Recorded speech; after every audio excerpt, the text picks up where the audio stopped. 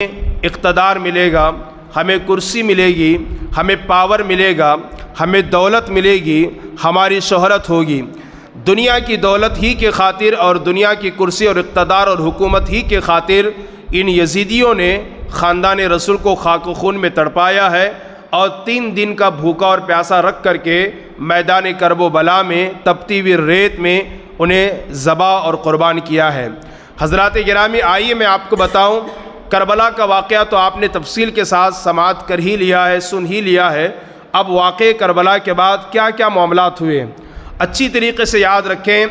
جب امام حسین کی شہادت ہوئی اور جب امام حسین اللہ عز و جل کو پیارے ہوئے تو ان یزیدیوں نے کیا کیا کہ امام حسین رضی اللہ تعالیٰ عنہ کے سر پاک کو نیزے میں لٹکا کر کوفہ کے سرزمین پر ابن زیاد کے دربار میں بھیج دیا۔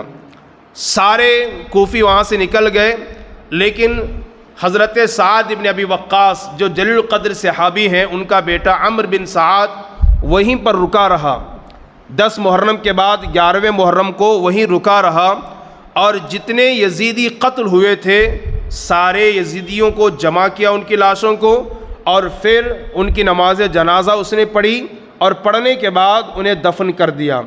لیکن امام حسین اور ان کے آل و اولاد، ان کے بھائیوں کی لاشوں کو یوں ہی چھوڑ دیا، بلکہ ان ظالموں کا ظلم دیکھیں کہ امام حسین رضی اللہ تعالیٰ عنہ کے سر پاک کو الگ کیا گیا، آپ کے جسم سے کپڑے اتارے گئے، آپ کے جسم پر گھوڑے دوڑائے گئے، اور پھر یوں ہی بغیر کفن کے، بغیر کپڑوں کے آپ اور آپ کے دوست و احباب، عزیزوں اور غلاموں کی لاشوں کو زمین پر چھوڑ دیا گیا۔ 11 تاریخ کو عمرو بن سعد کربلا کے میدان سے نکلا تو کربلا کے میدان کے قریب جو دیہات اور گاؤں تھے، انہیں جب اس بات کی خبر ہوئی کہ یزیدیوں کو تو دفن کر دیا گیا ہے لیکن خاندان رسول اللہ کی اولاد کو یوں ہی چھوڑ دیا گیا ہے، وہ لوگ آئے اور انہوں نے ان کی نماز پڑھی اور پھر انہیں دفن کیا۔ ادھر آپ دیکھیں، شمر ہے اور دیگر یزیدی ہیں، امام حسین کے سر پاک کو اور دیگر رفقائے کار کے سروں کو لے کر ابن زیاد کے دربار میں پہنچتے ہیں اور ایک تشت میں رکھ کر حضرت امام حسین کا سر انور ابن زیاد بدترین آدمی کے پاس پہنچاتے ہیں، اور جس وقت امام حسین کا سر ابن زیاد کے دربار میں پہنچایا گیا اس وقت اس ابن زیاد مردود کے ہاتھ میں ایک چھڑی تھی، اور وہ چھڑی سے امام حسین کے ہونٹوں پر مارتا، ان کے دانتوں پر مارتا اور کہتا، کاش حسین یزید کی بات مان لیے ہوتے تو آج تم زندہ رہتے، اور تکلیفیں دیتا، برے برے الفاظ دہراتا۔ اور اسی مجلس اور محفل میں ایک رسول اللہ صلی اللہ علیہ وسلم کے صحابی بھی تھے، اور وہ جوش میں آتے ہیں اور آ کر کے کہتے ہیں، ان کا نام ہے حضرت زید بن ارقم رضی اللہ تعالی عنہ۔ وہ جوش میں آتے ہیں اور کانپتے ہوئے کہتے ہیں، ظالم ابن زیاد، اپنی چھڑی کو نکال ان کے ہونٹوں سے، اپنی چھڑی کو نکال ان کی دانتوں سے، اس لیے کہ میں نے خود اپنی ان آنکھوں سے کئی مرتبہ مصطفیٰ جان رحمت صلی اللہ علیہ وسلم کو ان کی پیشانی کو چومتے دیکھا ہے، ان کے لبوں کو چومتے دیکھا ہے، ان کے دانتوں کو چومتے دیکھا ہے۔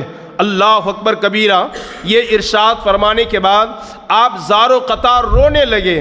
اس کے بعد ابن زیاد نے کہا، او ارکم، زید ابن ارکم، خدا تجھے خوب رلائے، خدا تجھے خوب رلاتا رہے، تو نکل جا ہماری دربار سے، ہماری بارگاہ سے۔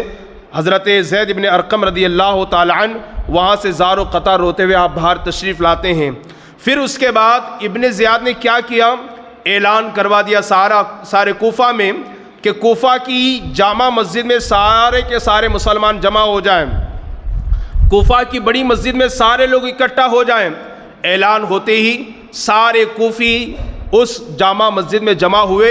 ابن زیاد ممبر پر چڑھتا ہے اور چڑھ کر کہتا ہے، لوگو اللہ کا شکر ہے کہ اللہ تبارک و تعالیٰ نے امیر المومنین یزید بن معاویہ کو فتح عطا فرمائی، اور معاذ اللہ ثم معاذ اللہ، اتنا بڑا جملہ اس نے حسین اور حسین کے والد مولا علی کے لیے کہا لوگو اللہ کا شکر ہے کہ اللہ تبارک و تعالیٰ نے یزید امیر المومنین کو فتح عطا فرمائی، اور کذاب ابن کذاب کو معاذ اللہ مولا علی کو کذاب کہا، جھوٹا کہا، ان کے بیٹے حسین کو جھوٹا کہا کذاب ابن کذاب کو اللہ نے شکست عطا فرمائی، اور یہ ان کا حشر دیکھیں، ان کا انجام دیکھیں یزید کی بات نہ ماننے کا۔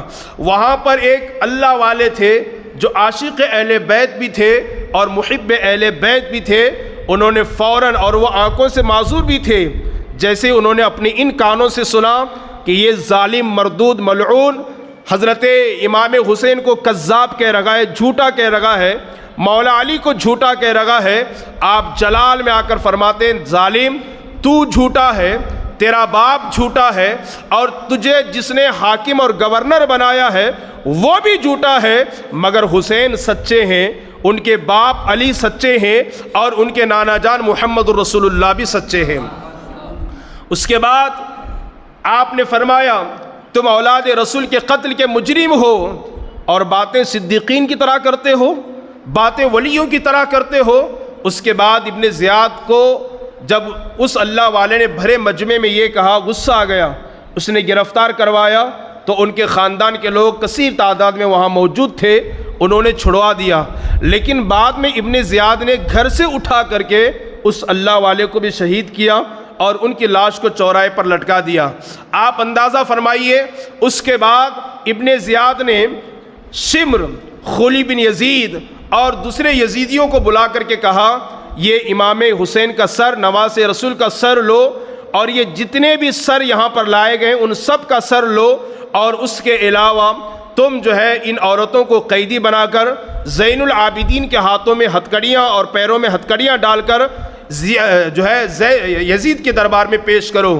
اور پھر ابن زیاد نے یہ بھی کہا کہ تم انہیں چھپا کر نہ لے جانا، بلکہ سارے شہدائے کرب و بلا کے سروں کو نیزوں پر اٹھا کر کے گلی گوچے سے گھومنا، تاکہ لوگوں کو پتہ چل جائے یزید کی مخالفت کرنے والوں کا انجام کیا ہوتا ہے، لوگوں کے اندر ڈر اور خوف اور وحشت پیدا ہو جائے۔ اگر وہ بھی آج کے بعد یزید کی مخالفت کرتے ہیں تو ان کے سروں کو بھی ان کے جسموں سے جدا کر کے نیزوں پر اٹھایا جائے گا۔ آپ اندازہ فرمائیے، میں ساری باتیں کتاب کی روشنی میں آپ کے سامنے عرض کر رہا ہوں، دلائل کی روشنی میں عرض کر رہا ہوں، اور خاص طور پر مفتی جلال الدین احمد امجدی جو بڑے زبردست عالم ربانی مفتی باوقار گزرے ہیں، انوار الحدیث ان کی کتاب ہے، فتاوی فیض الرسول ان کی کتاب ہے، فتاوی برکاتیہ ان کی کتاب ہے، انوار شریعت جس کا خطبہ ہم ہر جمعہ پڑھتے ہیں دیکھ کر کے وہ ان کی کتاب ہے، اور خطبات محرم ان کی کتاب ہے۔ بڑے زبردست عالم ربانی گزرے ہیں۔ اس کے علاوہ اور بھی آپ کی سینکڑوں کتابیں ہیں، انہوں نے باضابطہ طور پر دلائل کے ساتھ اور پوری کتابوں کی روشنی میں ان واقعات کو ہم تک کے پہنچایا ہے۔ ابن زیاد کہتا ہے کہ سارے شہداء کے سروں کو نیزوں پر چڑھا کر کے گلی میں گھومتے جانا، تاکہ لوگوں کو پتہ چل جائے یزید کی مخالفت کا انجام کیا ہوتا ہے۔ آپ ذرا اندازہ فرمائیں، آپ ذرا غور فرمائیں، ان قیدیوں میں سیدہ بی بی زینب امام حسین کی بہن بھی ہے، حضرت سیدہ شہر بانو امام حسین کی زوجہ محترمہ بھی ہیں، اور بی بی سکینہ جو 7 سال کی چھوٹی سی بچی ہے، امام حسین کی بیٹی وہ بھی ہے، اور اس کے علاوہ دیگر خواتین اسلام بھی موجود ہیں، اور بیمار زین العابدین ہے، ان کے پیروں میں اور ہاتھوں میں ہتھکڑیاں ڈالی جاتی ہے، اور پھر ان عورتوں کو قیدی بنایا جاتا ہے، ان کے سروں سے دوپٹے کھینچے جاتے ہیں، اور اونٹوں کے ننگی پشتوں پر، پیٹوں پر انہیں بٹھایا جاتا ہے۔ پھر اس کے بعد سارے شہداؤں کے سروں کو لے کر اور ان قیدیوں کو لے کر انہیں قیدی بنا کر یہ گلی کوچوں سے، بازاروں سے گزرتا ہوا یہ قافلہ جاتا ہے یزید کے دربار میں۔ آپ اندازہ فرمائیے، بیچ بیچ میں جو بھی علاقہ آتا، جو بھی گاؤں آتا، سارے لوگ جو ہے وہ قافلے کی شکل میں اور جماعت اور گروہ کی شکل میں انہیں دیکھنے کے لیے آتے۔ اللہ اکبر کبیرہ، میں تفصیل میں جانے کے بجائے اختصار کے ساتھ آپ کے سامنے پیش کروں۔ کوفہ سے یہ قافلہ نکلتا ہے اور گاؤں گاؤں ہوتا ہوا، قریہ قریہ ہوتا ہوا، جنگلوں اور بیابان سے گزرتا ہوا دمشق کی طرف رواں دوا ہوتا ہے۔ بیچ میں ایک گاؤں آتا ہے، سارے لوگ اکٹھا ہو کر کے دیکھتے ہیں یہ کن کے سر ہیں، ان سے کہا جاتا ہے یہ خاندان رسول کے سر ہیں. یزید کی مخالفت کی بنیاد پر ان کے سروں کو ان کے جسموں سے جدا کیا گیا ہے. پھر گزرتے گزرتے ایک گرجا گھر آتا ہے. ایک گرجاگھر آتا ہے. وہاں پر ہمیشہ ایک راہب رہا کرتا تھا. وہ ہمیشہ عبادت میں مشغول رہا کرتا تھا. عین شام یا رات کے وقت جب یہ قافلہ پہنچتا ہے, اس راہب نے دیکھا کئی سر ہیں جو نیزوں پر چڑھے ہوئے ہیں. اللہ اکبر. کچھ عورتیں ہیں, ان کے ہاتھوں میں ہتھکڑیاں ہیں. اللہ اللہ, اور شور و غل ہو رہا ہے. اس راہب نے ان یزیدیوں سے پوچھا, لوگو یہ کن کے سر ہیں جو تم اپنے نیزوں پر اٹھائے لیے جاتے ہو؟ اللہ اللہ. یزیدیوں نے کہا یہ نواز رسول امام حسین جگر گوشہ بطول حضرت سیدنا امام حسین کے آقا سر ہے اور ان کی اولاد کے سر ہیں. اللہ اللہ. یزید کی مخالفت کرنے کی بنیاد پر, یزید کی خلافت کو قبول نہ کرنے کی بنیاد پر ان کے سروں کو ان کے جسموں سے جدا کیا گیا ہے. وہ راہب جو کہ عیسائی ہے, مسلمان نہیں ہے, رسول اللہ کا کلمہ نہیں پڑھتا ہے, جب اس نے یہ سنا کہ یہ محمد رسول اللہ کی اولاد کے سر ہیں, وہ طیش میں آتا ہے. ان یزیدیوں کتوں کو مخاطب کر کے کہتا ہے, ظالمو تم کیسے پتھر دل انسان ہو, تم کیسے وحشی اور درندہ صفت انسان ہو کہ اپنے رسول کے نواسوں کو تم نے قتل کیا ہے, اپنے رسول کی اولاد کو تم نے شہید کیا ہے, اپنے رسول جس کا تم کلمہ پڑھتے ہو, جس رسول نے قرآن اور حدیث کا پیغام, اسلام کا پیغام تم تک پہنچایا ہے, ان کے خون کو تم نے ختم کیا ہے. اللہ اکبر کبیرہ. اس نے یزیدیوں سے کہا, لوگو میں تمہیں 10,000 اشرفیاں دیتا ہوں, صرف ایک رات کے لیے نواز رسول کا سر میرے حوالے کرنا. اس لیے کہ وہ جانتا تھا نواز رسول کا مقام کیا ہے, وہ جانتا تھا نواز رسول کا منصب اور ان کے فضائل و مناقب کیا ہیں. کہتا ہے 10,000 اشرفیاں لے لو, رات میں یہیں گرجا گھر میں قیام کر لو, آرام کر لو, لیکن ایک رات کے لیے نواز رسول امام حسین کا سر میرے حوالے کرنا. چونکہ وہ دنیا کی دولت کے لالچی تو تھے ہی, اور اسی دولت کے خاطر ان کے سروں کو جدا کیا تھا. دیکھا کہ قیام کے لیے مکان مل رہا ہے اور 10,000 اشرفیاں مل رہی ہے اور رات بھی ہو چکی ہے, ہمیں قیام کرنا ہے. انہوں نے خوشی خوشی امام حسین کا سر انور اس عیسائی راہب کو دے دیا اور 10,000 اشرفیاں لے لیے. اب وہ راہب ایک پاک اور صاف ستھرے کمرے میں امام حسین کا سر پاک لے کر جاتا ہے, ایک صاف ستھرے کپڑے پر رکھ کر کے ان کے داڑھی کے بال اور زلف مبارک سے اور چہرے سے گرد و غبار اور خون کو دور کرتا ہے, اور دور کر کے اللہ اکبر ادب سے ہاتھ باندھ کر کے حضرت امام حسین کے چہرے کو تکنے لگتا ہے, زار و قطار رونے لگتا ہے اور دل جمعی کے ساتھ ان کا دیدار کرتا ہے. اللہ رب العالمین کو اس عیسائی راہب کا ادب اتنا پسند آ گیا کہ اللہ کے رحمت کے دروازے کھل جاتے ہیں, اور جیسے ہی اس پر اللہ کی رحمت کی جھماجھم بارش ہوتی ہے تو وہ صدق دل سے لا الہ الا اللہ محمد الرسول اللہ کلمہ طیبہ پڑھتا ہے اور کفر کے میدان سے نکل کر کے ایمان کی دولت سے مالا مال ہو جاتا ہے.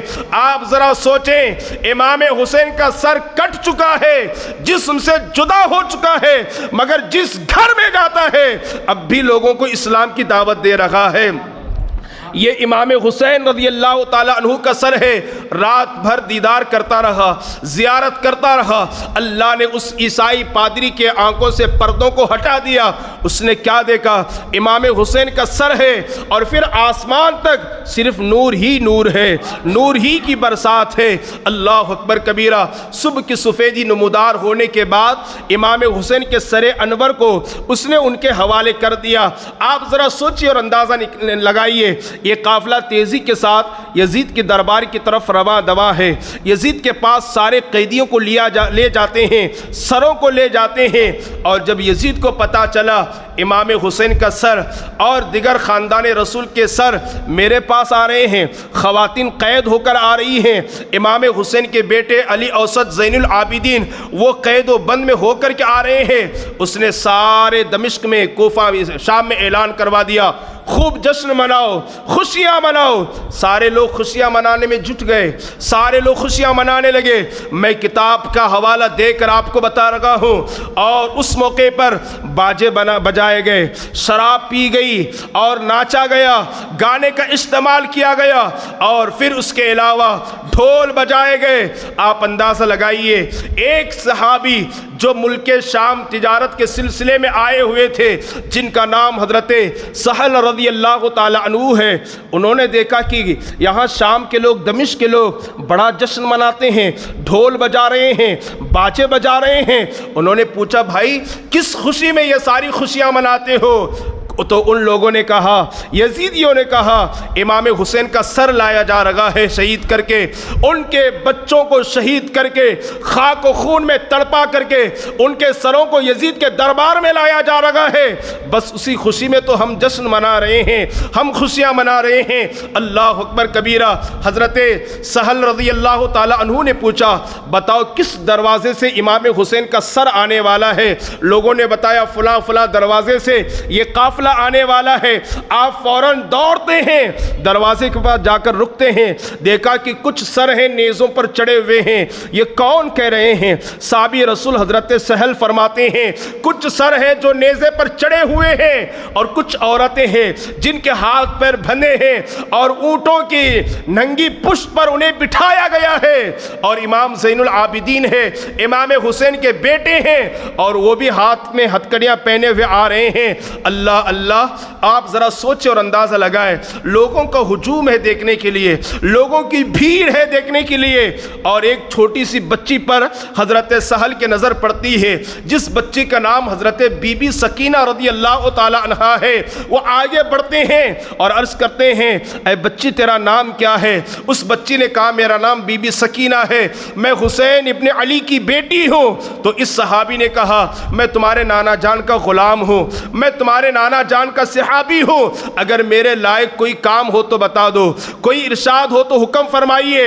آپ ذرا سوچئے، کئی دن کے بھوکی ہے وہ بچی، کئی دن کی پیاسی ہے بی بی سکینہ، کھانے کا مطالبہ نہیں کرتی، پانی کا مطالبہ نہیں کرتی، عیش و آرام کا سوال نہیں کرتی، بلکہ اس صحابی رسول سے کہتی ہے، او میرے نانا جان کے غلام اور صحابی، بس اتنی مہربانی ہم پر کر دو کہ یہ جو قافلہ میرے والد کا سر دیکھنے کے لیے آیا ہے، یہ جو لوگوں کی بھیڑ جمع ہے، ان کو تھوڑا سا آگے کر دو، ہمیں پیچھے کر دو، تاکہ اجنبی مردوں کی نظر ہمارے چہرے پر پڑنے نہ پائے۔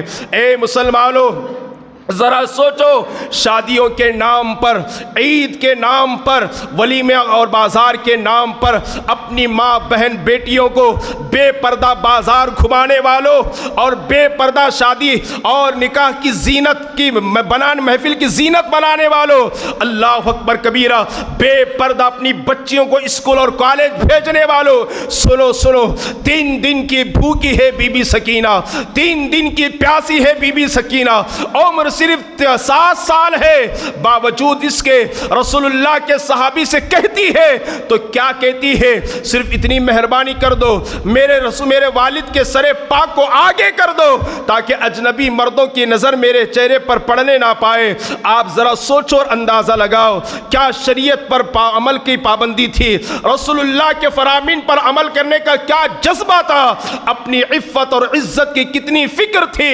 اللہ اللہ، اس صحابی رسول حضرت سہل رضی اللہ تعالی عنہ نے 400 اشرفیاں دیے یزیدیوں کو اور کہا تھوڑا سا آگے لے چلو۔ 400 اشرفیاں لے کر کے تھوڑا سا وہ آگے نکلے اور خواتین کا قافلہ تھوڑا سا پیچھے رہ گیا۔ آپ ذرا سوچو اور اندازہ لگاؤ، وقت میں اتنی گنجائش نہیں کہ تفصیل کے ساتھ میں معروضات آپ کی سماعتوں کے حوالے کر سکوں۔ المختصر، حسینی یہ لوٹا ہوا قافلہ، یہ اللہ اکبر، مظلوموں کا قافلہ امام امام حسین کے گھر کا قافلہ اللہ اللہ ہتھکڑیاں پہنے ہوئے امام حسین کا نیزہ سروں پر اٹھائے ہوئے یزیدی لوگ یزیدی دربار میں پہنچتے ہیں۔ میں یہاں کتاب کی روشنی میں ایک بات عرض کر کے اپنی گفتگو کو آگے بڑھاؤں۔ آپ ذرا سوچئے، میں بار بار آپ سے کہہ رہا ہوں، ان یزیدیوں نے امام حسین کے سر کو جسم سے الگ کیا، علی اکبر کے سر کو جسم سے الگ کیا، جسم پہ گھوڑے دوڑائے اور ان کے سروں کو کسی برتن میں رکھ کر کے نہیں، کسی پیٹی میں رکھ کر کے نہیں، بلکہ اللہ اکبر ان کے سروں کو نیزوں پر اٹھا کر کے یزید کے دربار میں لے جا رہے تھے۔ میں اپنی طرف سے نہیں کہتا، مفتی جلال الدین احمد امجدی جو ایک مایہ ناز عالم ربانی ہے، مفتی باوقار ہے، وہ فرماتے ہیں امام حسین کی شہادت کی خوشی میں، ان کی خوشی میں یزیدیوں نے ان کے سروں کو نیزوں پر اٹھایا تھا۔ آج ان کی محبت اور باجے بجائے تھے اور اس کے علاوہ ڈھول بجائے تھے اور ناچ گانے کا اہتمام کیا تھا، خوشی کا اہتمام کیا تھا۔ آج انہی کے عاشق، انہی کے خادم، انہی کے غلام، انہی کی محبت کا دعویٰ کرنے والے ان کی محبت میں ڈھول بجاتے ہیں، ان کی محبت میں ناچتے ہیں، ان کی محبت میں خوشیاں مناتے ہیں، اس لیے کہ جس دن یہ قافلہ لوٹا ہوا تھا ان کے یہاں تو ڈھول بجانے کے بارے میں سوچا بھی نہیں جا سکتا، خوشیوں کے بارے میں سوچا بھی نہیں جا سکتا۔ آپ کو اندازہ ہونا چاہیے کہ زین العابدین رضی اللہ تعالی عنہ کے بارے میں علماء فرماتے ہیں کہ امام حسین کی شہادت کے بعد کبھی آپ کے چہرے پر مسکراہٹ نہیں آئی ہے۔ اب صاف لفظوں میں فرماتے ہیں جو یزیدی سنت کو زندہ کرتے ہیں وہی تو ڈھول بجاتے ہیں، وہی تو باچے بناتے ہیں، وہی تو گلی گلی گھوم کر کے معاذ اللہ ان کی بارگاہ کی توہین اور بے ادبی کرتے ہیں۔ اور مسلمانوں، ہمارا ایمان کتنا کمزور ہو گیا ہے، ہمارا عقیدہ کتنا کمزور ہو گیا ہے۔ میں آپ کو صرف ایک اصول بتا رہا ہوں، آج حالات کیا ہیں، آج ماحول کیا ہے، آج سچویشن کیا ہے۔ اگر کوئی عالم دین، اگر کوئی مسجد کا خطیب و امام کسی خرافات کے خلاف بول دے، یزید اور یزیدیوں کے خلاف تقریر کر دے، اس کے خلاف فتنہ بپا کیا جاتا ہے، اس کے خلاف اللہ اکبر پولیس اسٹیشن میں شکایت درج کی جاتی ہے اور اسے اٹھک بیٹھک کروایا جاتا ہے۔ مجھے بتاؤ، اگر تمہیں واقعی یزید اور یزیدیوں سے اتنی محبت ہے تو اپنے گھر میں اپنے بیٹے کا نام یزید کیوں نہیں رکھ دیتے؟ اگر تمہیں یزید اور یزیدیوں سے اتنی ہی محبت ہے تو اپنے بیٹے کا نام شمر کیوں نہیں رکھ دیتے؟ اگر تمہیں یزید اور یزیدی کتوں سے اتنا ہی پیار ہے تو اپنے گھر میں پیدا ہونے والے بیٹے کا نام تم ابن زیاد کیوں نہیں رکھ دیتے؟ تم بھی سمجھتے ہو، تمہارا بھی عقیدہ ہے، تمہارا بھی علم تمہاری رہنمائی کرتا ہے۔ یہ یزیدی کتے خاندان رسول کے خون کے پیاسے تھے، دنیائی دولت کے لالچی تھے، حریص الدنیا کلاب النار تھے، پھر بھی ان کی سنت کو زندہ کر رہے ہو، ان کے کیریکٹر کو اپنا رہے ہو صرف دنیائی شہرت کے لیے، صرف واہوائی کے لیے۔ سنو، اگر تم نے رسول اللہ کے گھر والوں کی دل آزاری کی ڈھول بجا کر، اگر تم نے رسول اللہ کے گھر والوں کو ستایا باجے بجا کر کے، میرے رب کی پکڑ بہت سخت ہے۔ ابھی میں آپ کو بتاؤں گا ان ظالم یزیدی کتوں کا حال کیا ہوا ہے، میں آپ کو بتانے کی کوشش کروں گا۔ آپ اندازہ لگائیے، جشن منایا گیا، شراب پلائی گئی اور پھر اس کے بعد حضرت امام حسین کا سر انور یزید کے دربار میں پیش کیا گیا۔ یزید نے کہا، حسین اگر تم میری بیعت کو قبول کر لیے ہوتے آج یہ دن دیکھنا نہ پڑتا، اس کے بعد اگر تم میری خلافت کو مان لیے ہوتے تو میں تمہیں مدینہ، مکہ، شام کا گورنر بنا دیا ہوتا۔ ایک صحابی وہاں پر موجود تھے، انہوں نے کہا، ظالم تو اپنی چھڑی سے ان کے ہونٹوں پر مارتا ہے، حالانکہ مصطفیٰ انہی ہونٹوں کو چوما کرتے تھے۔ آپ اندازہ فرمائیے، ذرا غور فرمائیے، یہ یزید بدبخت کون تھا؟ امام حسین کی شہادت کے بعد کیا کچھ اس نے نہیں کیا ہے جس کا آج کیریکٹر ہمیں اچھا لگتا ہے، جس کا ناچنا آج ہمیں اچھا لگتا ہے؟ کیا کچھ اس نے نہیں کیا ہے؟ اللہ اللہ، علماء کرام فرماتے ہیں یزید نے امام حسین کی شہادت کے بعد ایسے ایسے معاملات کیے، ایسے ایسے معاملات کیے کہ اسے بیان کرتے کلیجہ منہ کو آتا ہے، جسم کے رونگٹے کھڑے ہو جاتے ہیں۔ مدینہ المنورہ جس کے بارے میں ہمارے علماء فرماتے ہیں انبیاء بھی وہاں سر جھکا کر کے چلا کرتے تھے، ادب اور احترام سے چلا کرتے تھے، جس کے بارے میں ہمارے علماء فرماتے ہیں کہ بہت سارے اولیاء اور تابعین ایسے گزرے ہیں انہوں نے زندگی بھر کبھی مدینہ میں استنجا نہیں کیا ہے اور پاخانہ نہیں کیا ہے، ہوا خارج بھی کرنا ہوتا وہ باہر چلے جاتے پھر ہوا کو خارج کرتے۔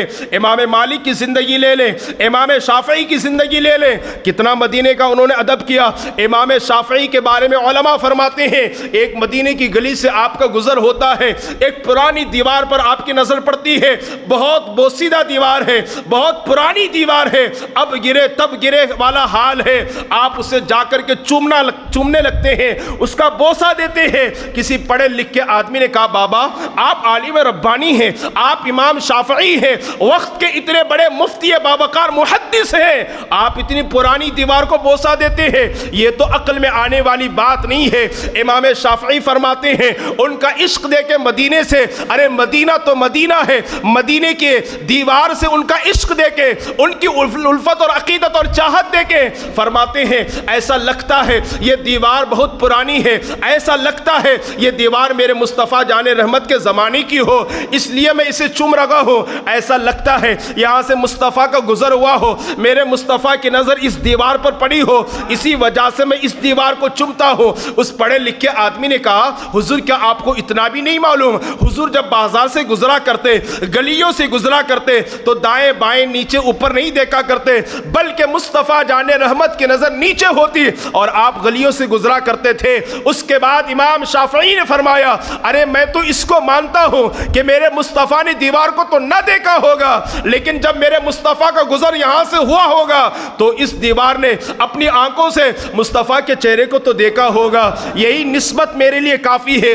اس لیے میں اس کو چوم رہا ہوں۔ مدینے کا اتنا ادب کہ ہمارے اولیاء نے، ہمارے علماء نے، امام مالک جب بھی استنجا کرنا ہوتا مدینے کے باہر جاتے، استنجا کرتے، وضو سے فارغ ہوتے، پھر شہر مدینہ کے اندر تشریف لاتے، اتنا ادب بجا لایا۔ لیکن امام حسین کو شہید کرنے کے بعد یزید نے کیا کیا سنیے، میں آپ کو کتاب کی روشنی میں عرض کر رہا ہوں۔ قتل و غارت گری کا ماحول اس نے قائم کیا، طرح طرح کے مظالم کا بازار گرم کیا، لوگوں کے گھروں کو لوٹ لیا، 700 صحابہ کو اس نے شہید کیا، ایک اور دو نہیں، 700 صحابہ کو شہید کیا اسی یزید پلید نے۔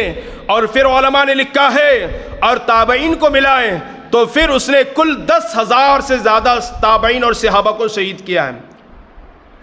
یزید نے 700 صحابہ، 10,000 سے زیادہ تابعین کو شہید کیا۔ اس کے علاوہ اس کے ظلم کی انتہا دیکھیں، مدینہ المنورہ کی پاک سرزمین پر بسنے والی پاک دامن عفت خواتین اسلام کو اپنے لشکر پر 3 دن کے لیے حلال کیا، 3 دن کے لیے لشکر کو حلال کیا، عورتوں کو، مدینے کی عورتوں کو، اور ایک کہا کہ مدینے کی عورتیں تمہارے لیے حلال ہے، جس کے ساتھ چاہو سو سکتے ہو معاذ اللہ رب العالمین۔ آپ ذرا سوچیں رسول گرامی وقار صلی اللہ علیہ وسلم کے روزے مقدس کی سخت اس ملعون نے بے حرمتی کی، مسجد نبوی جس میں ایک نیکی کرو تو 50,000 نیکیوں کے برابر، اس مسجد نبوی شریف میں اس نے گھوڑے اور جانور بندھوائے، گھوڑے اور جانور بندھوائے۔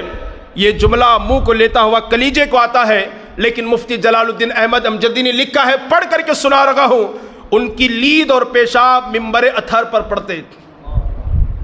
مسجد نبوی کو 3 دن کے لیے جانور بندھوائے اور پھر 3 دن تک مسجد نبوی میں صحابہ نے نماز نہ پڑھی۔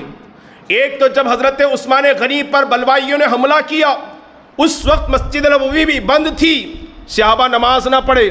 مسجد نبوی میرے نبی کی مسجد، جہاں میرے رسول کا روضہ ہے، جہاں میرے رسول منبر پر کھڑے ہو کر خطبہ دیتے تھے، ایسی مسجد میں اس ملعون مردود مطعون نے جانور اور گھوڑے بندھوائے۔ اور بات اسی پر ختم نہیں، حضرت ایک صحابی، ایک تابعی ہیں جلیل القدر، حضرت سعید ابن مسیب رضی اللہ تعالی عنہ، یہ دیوانہ بن کر، پاگل بن کر کے اس مسجد نبوی شریف میں جاتے اور مسجد نبوی کے منبر پر جس پر آقا کھڑے ہو کر خطبہ دیتے اس کو وہ لید اور پیشاب سے صاف کرتے۔ انہیں بھی گرفتار کیا گیا اور جب یہ کہا گیا کہ یہ دیوانہ ہو گئے ہیں اور پھر عقل سے معوف ہو چکے ہیں، پھر انہیں چھوڑ دیا گیا۔ اسی طریقے سے آپ دیکھیں خانہ کعبہ بیت اللہ پر، اللہ کا سب سے مقدس ترین گھر ہے خانہ کعبہ، اس پر اس نے حملے کروائے، اور منجنیق کے ذریعے سے، وہ مشین کی جس میں پتھر رکھ کر کے پھینکا جاتا ہے، اس کے ذریعے سے اس نے اللہ کے گھر پر اتنے پتھروں کی برسات کی۔ کتابوں میں لکھا ہوا ہے کہ پورا مطاف جہاں طواف کیا جاتا ہے وہ پتھروں سے بھر گیا، اس کی دیواریں کمزور ہو گئی، اور پھر آگ کے گولے پھینکے گئے جس کی وجہ سے خانہ کعبہ کا غلاف جل کر کے ختم ہو گیا۔ آپ ذرا سوچو اور اندازہ لگائیں، حضرت اسماعیل ذبیح اللہ علیہ السلام نے کہ قربانی کے موقع پر ابراہیم علیہ السلام نے جنت کا جو دمبا ذبح کیا تھا، اس کے جو دو سینگ تھے وہ تبرک کے اعتبار سے اور تبرک کی حیثیت سے خانہ کعبہ میں رکھے گئے تھے، وہ تبرک ختم ہو گئے جل کر کے، اور مسجد حرام میں بھی اس نے جانور بندھوائے اور اس کی بھی اس نے بے حرمتی کی۔ آپ ذرا اندازہ لگائیے، جو شخص مسجد نبوی میں جانور بندھوائے، جو شخص مسجد مدینہ المنورہ کی پاک دامن عورتوں کو اپنے لشکر پر حلال قرار دے دے، شراب کو جائز قرار دے دے، سود اور رشوت کو حلال قرار دے دے، اللہ کے گھر پر پتھروں کی برسات کرے، آج ہمیں اس کا کردار اچھا لگتا ہے، اس کا کیریکٹر اچھا لگتا ہے۔ اللہ اکبر، میں آپ کو ایک نہیں دو نہیں سینکڑوں ویڈیوز آج بھی جو یوٹیوب پر اپلوڈ ہیں علماء اہل سنت کے بتا سکتا ہوں، جنہوں نے مائک کے سامنے ویڈیو کیمرہ میں آ کر کے کہا ہاں ڈھول اس وقت بھی بجے تھے، ہاں اس وقت بھی جو ہے وہ باجے بجے تھے، اس وقت بھی جلوس نکلا تھا۔ علماء کہتے ہیں، ارے علماء میں وہ علماء کہتے ہیں جو خاندان رسول سے ہیں، آل رسول ہیں، جن کی رگوں میں آج بھی مصطفیٰ کا خون دوڑتا ہے، وہ علماء کہتے ہیں ہاں اس وقت بھی باجے بجے تھے، اس وقت بھی ڈول بجے تھے، اس وقت بھی ریلیاں نکلی تھی، اس وقت بھی جلوس نکلے تھے، اس وقت بھی گانا باجا اور پھر ناچ ہوا تھا، لیکن فرق صرف اتنا ہے کہ یزیدیوں کے نکلے تھے، حسینی گھر سے کوئی ڈھول نہیں نکلا تھا، کوئی ڈھول نہیں بجا تھا۔ آج ہمارا مسلمان کس خوشی میں بجاتا ہے؟ وہ گھر جانے کے بعد اپنا احتساب کرے، وہ کس کی سنت کو زندہ کر رہا ہے، وہ کس کے نقش قدم پر چل رہا ہے۔ شاید ہمارا کلمہ پڑھنے والا مسلمان بھائی اس لیے 10 محرم کو ڈھول بجاتا ہے اور اس لیے وہ باجے بجاتا ہے، شاید یزید کا کردار اسے معلوم نہیں ہے، یزید کی ہسٹری اسے نہیں معلوم ہے، یزید کے حالات سے وہ ناواقف ہے۔ واللہ اگر یزید کے حالات معلوم پڑ جائیں تو کبھی ہم ڈول نہ بجائیں، واللہ ہم کبھی باجے کا استعمال نہ کریں، کبھی ہم گلی اور سڑکوں میں لے کر کے تماشا نہ کریں۔ اللہ خیر فرمائے، اللہ سب کی حفاظت فرمائے۔ آئیے میں سرسری طور پر اور بھی بہت ساری باتیں ہیں جن لوگوں نے خاندان رسول کو شہید کیا ان کے ساتھ کیا معاملہ ہوا ہے، میں تفصیل میں تو آپ کو بتا نہیں سکتا، صرف سنیے۔ یزید بھی مر گیا، اس کی فکر ختم ہو گئی، اس کی دولت ختم ہو گئی، اس کی کرسی ختم ہو گئی، مگر حسین آج بھی زندہ ہے، ہماری مسجدوں میں زندہ ہے، ہمارے لبوں پہ زندہ ہے، ہمارے مدرسوں میں زندہ ہے، ہماری محفلوں میں زندہ ہے، ہماری خانقاہوں میں زندہ ہے، ہماری نشستوں میں زندہ ہے۔ حسین بھی زندہ ہے، حسین کا کردار بھی زندہ ہے، حسین بھی زندہ ہے، حسین کا نام بھی زندہ ہے، حسین بھی زندہ ہے، حسین کے فرامین بھی زندہ ہے، حسین مر شہید ہو کر کے بھی ایسے زندہ ہے، گھر گھر حسین نظر آتا ہے، گھر گھر علی اکبر نظر آتا ہے۔ یزید مر گیا، اس کی فکر ختم ہو گئی اور وہ ایسا مر گیا اور ایسا ختم ہو گیا کہ آج کسی کے گھر میں یزید نظر نہیں آتا۔ لیکن کم علمی اور جہالت کی بنیاد پر یزید کا کردار کچھ گھروں میں نبھایا جاتا ہے۔ اب آپ ذرا سوچئے وہ کتنے بڑے یزیدی ہوں گے، اگر کوئی امام عالم ربانی یزید کے خلاف بولے اس کے خلاف شکایت ہوگی، اس کے خلاف فتنہ ہوگا، اس کے خلاف شر قائم کیا جائے گا۔ لیکن اسی ہندوستان کے سرزمین پر گزشتہ سال اخبار میں آیا تھا، بریلی کی ایک مسجد میں ایک امام نے کہا کہ جلوس میلاد مصطفیٰ میں ڈول یہ جو ہے ڈی جے لے کر کے ناچنا یہ حرام ہے۔ تو ایک مسلمانی ہے، کلمہ گو ہے، اس نے مولانا کو مارنے کی دھمکی دی، اور ابھی تازہ ترین ویڈیوز اور اخبارات ہیں کہ اگر کسی نے یزید کے خلاف کہا، کسی نے دب اور باجے کے خلاف کہا ایک مولانا کو باضابطہ طور پر گرفتار کروایا گیا، ایک مولانا کو اٹھک بیٹھک کرایا ظالموں نے۔ اللہ ان کا ایسا حشر فرمائے گا اور ایسی گرفت فرمائے گا کہ وہ بعد والوں کے لیے نشان عبرت بن جائے گی۔ سنیے، ایک بھی یزیدی زندہ نہیں رہا، یزید تو موت مر گیا ذلتوں کی۔ اس کے بعد معاویہ بن یزید کو کرسی پر بٹھانے کی بات آئی۔ معاویہ بن یزید نے کہا میں نے اس کرسی میں کوئی حلاوت محسوس نہیں کی ہے، میں اس پر بیٹھ نہیں سکتا، چونکہ وہ بڑا پرہیزگار، بڑا متقی، بڑا عبادت گزار تھا۔ لیکن جب مجبوراً بٹھایا گیا یزید کے بیٹے معاویہ کو تو 6 مہینے تک وہ بیٹھے رہے اور پھر بیمار ہو کر کے 6 مہینے ہی میں ان کا انتقال ہو گیا۔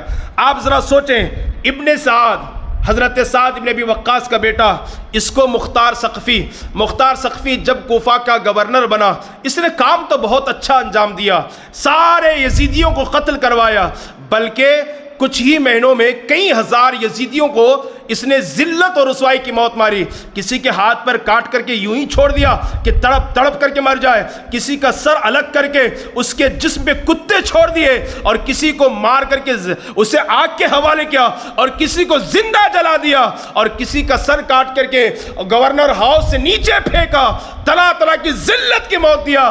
واللہ اگر اللہ کا فضل اس کے ساتھ ہوتا، یہ ایمان پر قائم ہوتا، تو اللہ اسے اور اس کے خاندان کو جنت نصیب فرماتا۔ لیکن ہم آپ سے بار بار کہتے ہیں، انسان چاہے کتنے بڑے بڑے کارنامے کر لے، کتنے بڑی بڑی عبادتیں کر لے، حج، عمرہ، قربانی، نماز، زکوٰۃ، روزہ، ساری عبادتیں کر لے، وہ ولی کا بیٹا کیوں نہ ہو، صحابی کا بیٹا کیوں نہ ہو، ارے حد تو یہ ہے کسی بڑے سے بڑے پیغمبر کا بیٹا کیوں نہ ہو، لیکن اس کے ساتھ میرے رب کا فضل شامل حال نہ ہو، اللہ کا کرم شامل حال نہ ہو، تو ایسا بیٹا کبھی بھی گمراہ ہو سکتا ہے۔ نوح علیہ السلام کا بیٹا گمراہ ہوا اسی وجہ سے، یہ حضرت معاویہ کا بیٹا گمراہ ہوا اسی وجہ سے، اب حضرت سعد بن ابی وقاص کا بیٹا ذلت و رسوائی کی موت مرا، تھا صحابی کا بیٹا، لیکن اللہ کا فضل شامل حال نہ ہوا تو مر گیا۔ مختار ثقفی نے بھی بڑا زبردست کام انجام دیا،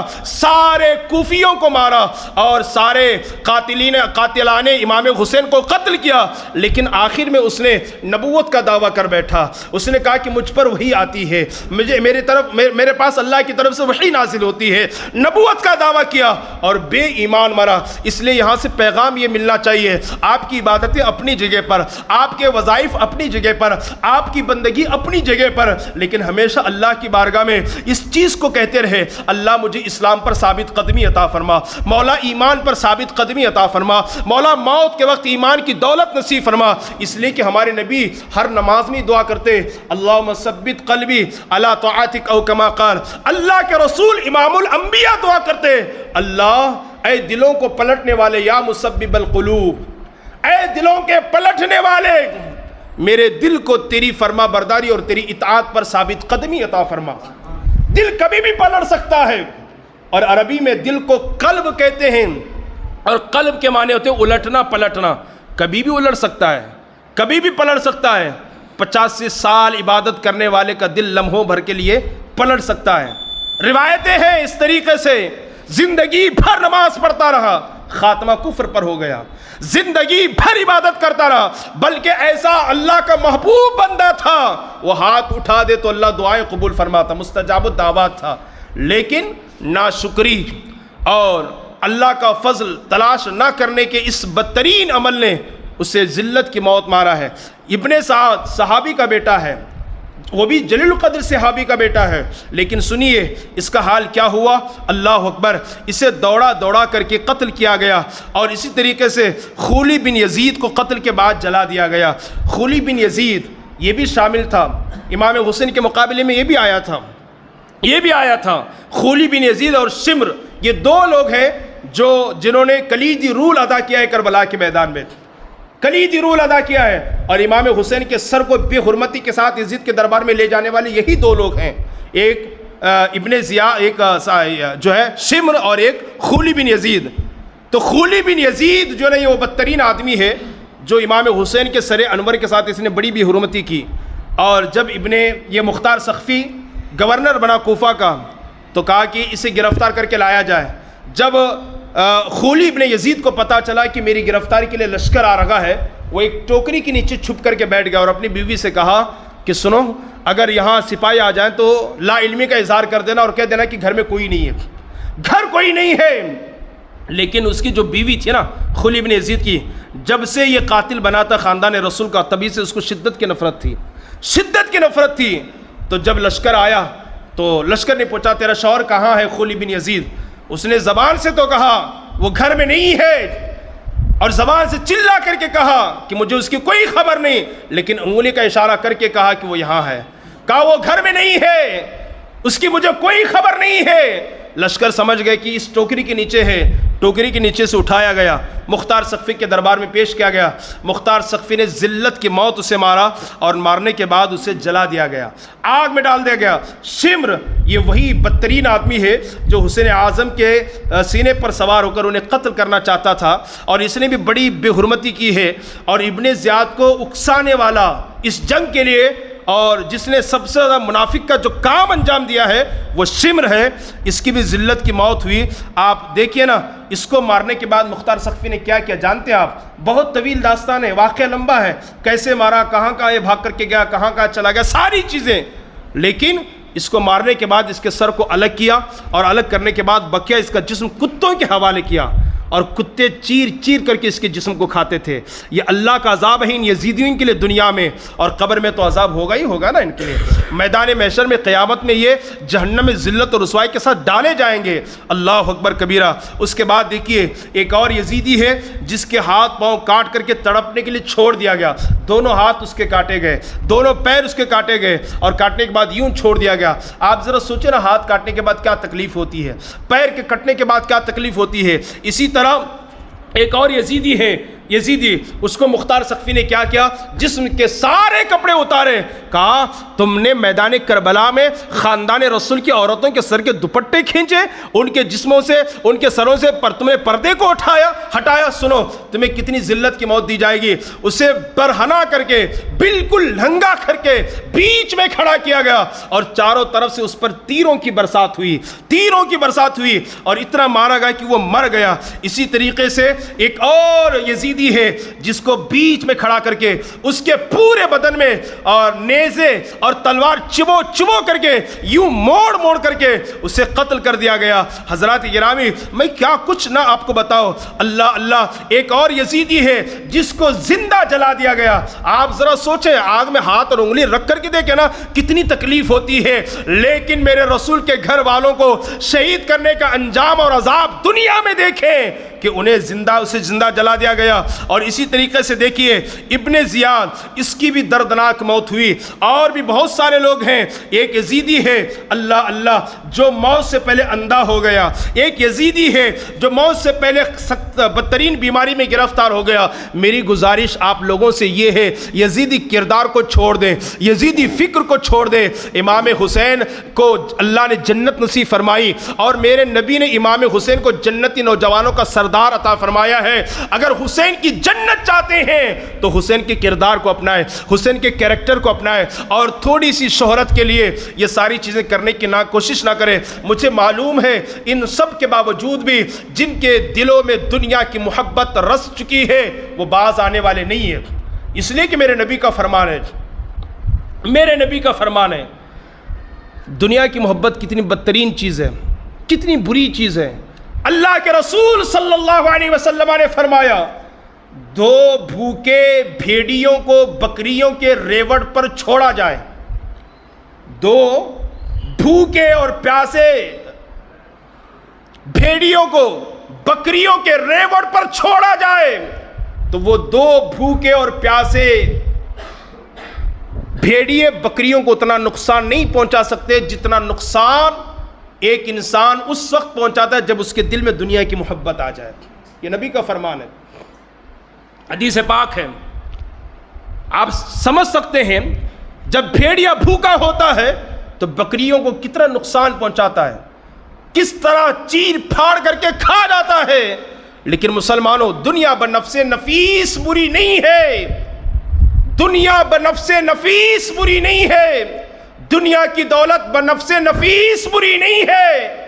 اس کی محبت کو اپنے دل میں اس طرح جگہ دینا کہ اللہ اور رسول کے فرامین کی کوئی فکر نہ رہے، عورتوں کی عزت کی فکر نہ رہے، بڑوں کا ادب کا خیال نہ رہے، ایسی دنیا بری ہے۔ اور نبی نے فرمایا 2 بھوکے بھیڑیے جتنا نقصان نہیں پہنچاتے بکری کو، اس سے زیادہ ایک دنیا دار نقصان پہنچاتا ہے۔ ابھی آپ دیکھیں نا 2024 کا جو الیکشن ہونے والا ہے، کرسی کے خاطر دوبارہ سیٹ حاصل کرنے کے خاطر نامعلوم کتنے فسادات ہوں گے، نامعلوم کتنے لوگوں کو خون بہے گا، نامعلوم کتنے لوگ قتل و غارتگی کا شکار بنیں گے، نامعلوم کتنا نقصان ہوگا ہمارے اس وطن عزیز کا، اور نامعلوم بلکہ یہ تو وہ ہو گئی بات، بلکہ ایک مسجد کا معمولی، میں آپ کو بتا رہا ہوں اللہ کا گھر ہے، مسجد کا ممبر بننے کے لیے، مسجد کا متولی بننے کے لیے، مسجد کا ذمہ دار بننے کے لیے نامعلوم لوگ ایک دوسرے کی کتنی عزت کو اچالتے ہیں اور تار کرتے ہیں۔ تھوڑی سی جگہ حاصل کرنے کے لیے لوگ اپنے اپنے بھائیوں کے قاتل بن جاتے ہیں۔ یہ دنیا کی محبت نہیں ہے تو اور کیا ہے؟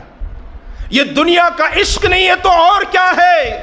اور یہ سارے یزیدیوں نے شمر سے پوچھا گیا تو نے حسین کو قتل کیوں کیا، شہید کیوں کیا، حالانکہ تو جانتا تھا کہ یہ نواز رسول ہیں، ان کے فضائل و مناقب سے تو اچھی طرح واقف تھا۔ تو شمر نے کہا تھا صرف گورنری کے خاطر میں نے حسین ابن علی کو قتل کیا ہے۔ عمر ابن سعد صحابی کا بیٹا، ان سے پوچھا گیا کہ رئی کی حکومت کے خاطر میں نے ان کو قتل کیا ہے، ان کے مخالف آنے کی میں نے کوشش کی ہے۔ آپ ذرا سوچیں اور اندازہ لگائیں۔ اس لیے میرے پیارے عزیز ساتھیوں، آپ سے گزارش یہ ہے، کل ایک صاحب سے میری ملاقات ہوئی کہ تھوڑے سے پیسوں کے لیے یہ جھوٹ بول کر کے اس طرح وہ اپنی سیاست کی کرسی چمکانے کی کوشش کرتے ہیں۔ اللہ کی پناہ ان کے بعض اب تک وائس ریکارڈنگ ہمارے پاس ہے۔ انہوں نے مسلمانوں کے خلاف خود اتنے بیانات دیے، مسلمانوں کے خلاف خود اتنے بغاوت کیے، اللہ اکبر کبیرہ۔ آپ ذرا سوچیں اور اندازہ لگائیں۔ بہت سارے ایسے واقعات ہیں کہ بولنے کو دل تو کہتا ہے لیکن کبھی کبھی کچھ سوچ کر کے ہم چھوڑ دیتے ہیں۔ اللہ اکبر، اگر جو ہے کیا ہم آپ کو بتائیں، اتنے بیانات جو ہے مسلمانوں کے خلاف مسلمانوں نے دیے ہیں کہ کلیجہ جو نا وہ منہ کو آتا ہے۔ یہ ساری چیزیں کس لیے کرتے ہیں؟ صرف کرسی کی خاطر۔ حالانکہ کروڑوں کا بینک بیلنس ہے میرے بھائی، تو نہیں کھا پائے گا، دنیا سے چلا جائے گا، کوئی اور کھا جائے گا۔ کیوں اپنی دنیا کے خاطر آخرت کو ہم کیوں برباد کر رہے ہیں؟ خدا را اللہ کا خوف اپنے اندر پیدا کریں، اللہ کا ڈر اور اللہ کی خشیت اپنے اندر پیدا کریں۔ مجھے معلوم ہے کہ دنیا اور اقتدار کی خاطر بہت جھوٹ بولا جاتا ہے، اور جھوٹ کے بغیر ہمارا کام نہیں چلتا ہے، اور پھر دھوکے کے بغیر ہمارا کام نہیں چلتا ہے، اور یہی حال ہونے والا ہے جو ان یزیدیوں کا ہوا ہے۔ خاص طور پر میں اپنے مستاں صوفے کے غیور سنی مسلمان اور نوجوانوں سے گزارش کرتا ہوں، آج جو کچھ میں نے کہا ہے واللہ کوئی بات اپنی طرف سے نہیں، کتاب کی روشنی میں میں آپ کو کتاب کا ریفرنس اور حوالہ دے کر کہتا ہوں کہ آپ چاہے تو فتاوی رضویہ اعلیٰ حضرت میں ہماری جماعت کے ممبران کے ساتھ میں کتاب خریدنے کے لیے گیا تھا، تو میں نے کتاب بیچنے والے سے پوچھا کہ اس کتاب کا نام فتاوی رضویہ کا قیمت کیا؟ کا 22,000 روپے۔ تو میرے ساتھ جو ایک ممبر صاحب ذمہ دار تھے کہا حضرت یہ کتاب اس میں ہے کیا ایسا کہ اس کی قیمت 22,000 روپے ہے؟ ایک کتاب اس کی قیمت 22,000؟ میں نے کہا اس میں علم کا خزانہ موجود ہے، میں نے کہا اس میں علم کا خزانہ موجود ہے، اس لیے اس کی قیمت 22,000 ہے۔ ایک مسئلے کو میرے امام نے لکھا ہے، ایک مسئلہ لکھا ہے، اس کے پیچھے قرآن کے دلائل دیے، حدیث کے دلائل دیے، پھر اجماع، پھر اقوال صحابہ، اقوال تابعین، اقوال محدثین، یعنی ایک جواب میرے امام نے لکھا ہے اور ہزاروں دلائل سے اس کو آراستہ کر دیا ہے۔ آپ ذرا سوچیں، عربی میں سوال ہوا ہے تو عربی میں میرے امام نے جواب دیا، انگریزی میں سوال ہوا ہے تو فصیح و بلیغ انگریزی میں امام نے جواب دیا، فارسی میں سوال ہوا یا اردو میں سوال ہوا تو فارسی اور اردو میں میرے امام نے جواب دیا۔ اس کی قیمت اس لیے اتنی زیادہ ہے کہ قرآن حدیث سارے اقوال صحابہ کو جمع کر کے دلائل سے میرے امام نے اس کو جو ہے آراستہ کر دیا ہے، جس کی وجہ سے اس کی قیمت بہت زیادہ ہے۔ اس فتاوی رضویہ میں اعلیٰ حضرت نے یہ ساری باتیں لکھی ہیں، یہ ساری باتیں۔ کچھ یزیدی اپنے آپ کو مفتی کہلوانے والے، سنی مفتی کہلوانے والے، اور کہہ رہے کہ بھئی وہ سب واقعہ جھوٹ ہے، جھوٹ ہے، جھوٹ ہے، جھوٹ ہے۔ عباس علم بردار کے بازو کاٹے گئے، ایک بازو کٹا، یہ بازو کٹا، پھر تیر سینے میں پیوست ہوا، علی اصغر کے حلق میں تیر پیوست ہوا، یہ سب جھوٹ ہے، جھوٹ ہے، جھوٹ ہے۔ میں اس ظالم مفتی سے کہنا چاہوں گا، تیرا باپ گیا تھا کربلا کے میدان میں، تیرے بچے شہید ہوئے، اعلیٰ حضرت نے لکھا ہے تو یہ ہمارے لیے حرف خیر ہے۔ اعلیٰ حضرت کوئی بات بغیر دلیل کے نہیں فرماتے ہیں، اور مفتی جلال الدین احمد امجدی نے اپنی کتاب میں پورے کتابوں کے حوالوں کے انبار لگا دیے ہیں، اور آپ نے فرمایا واقع کربلا یہ کسی کرسی کا اور کسی اور بات کا یہ جھگڑا نہیں تھا، بلکہ حق و باطل کا جھگڑا تھا۔ یزید باطل کی طرف سے تھا اور نواز رسول حق کی طرف سے تھے۔ اس لیے میری گزارش آپ تمامی حضرات سے یہ ہے کہ آپ یزیدی فکر کو چھوڑیں، یزیدی کلچر کو چھوڑیں، یزیدی اخلاق اور اس کی فکر کو چھوڑیں، امام حسین کے قدموں میں آ جائیں۔ اللہ تعالیٰ ضرور آپ کو امام حسین کی جنت نصیب فرمائے گا۔ اللہ تبارک و تعالیٰ ہمیں اور آپ کو کہنے سننے زیادہ عمل کی توفیق عطا فرمائے۔ اللہ تبارک و تعالیٰ ہم سب کو امام حسین کے نقش قدم پر چلنے کی توفیق عطا فرمائے، یزیدی فکر سے بھاگنے کی اللہ ہمیں توفیق عطا فرمائے۔ اگر کوئی باجے بجاتا ہے، ڈول بجاتا ہے، گانے استعمال کرتا ہے، وہ صرف سوچے کہ میں کس کے نقش قدم پر چل رہا ہوں اور کس کی سنت پر عمل کر رہا ہوں۔ نبی کے فرمان کے مطابق دنیا میں جو جس سے محبت کرے گا، قیامت کے دن وہ اسی کے ساتھ اٹھایا جائے گا۔ ایسا کرنے والوں کو، لاسٹ جملہ، ایسا کرنے والوں کو یزید کی جنت مبارک ہو، اور شربت پلانے والے، کھچڑا کھلانے والے، پروگرام کرنے والے، ان کے پیغام کو عام کرنے والوں کو حسین کی جنت مبارک ہو۔ اللہ تعالی ہم سب کو حسین کی جنت نصیب فرمائے۔ وما علینا الا البلاغ۔ السلام علیکم۔